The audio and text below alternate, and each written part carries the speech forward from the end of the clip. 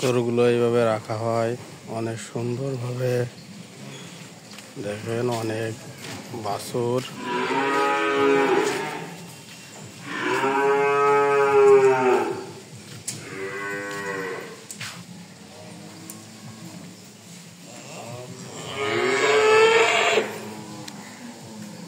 আপনাদের আগের দিন দেখাচ্ছিলাম একবারে ছোট বাচ্চা কিভাবে রাখা হয়। আজ দেখাচ্ছি তার চেয়ে একটু বড় হলে যেখানে রাখা হয়।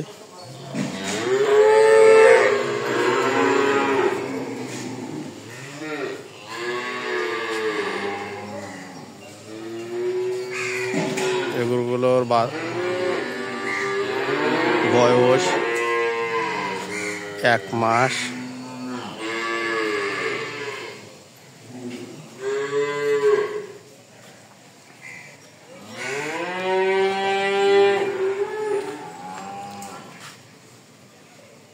সরকারি খামারে কিভাবে গরু রাখা হয় তা আপনাদের মাঝে দেখাচ্ছি আমি।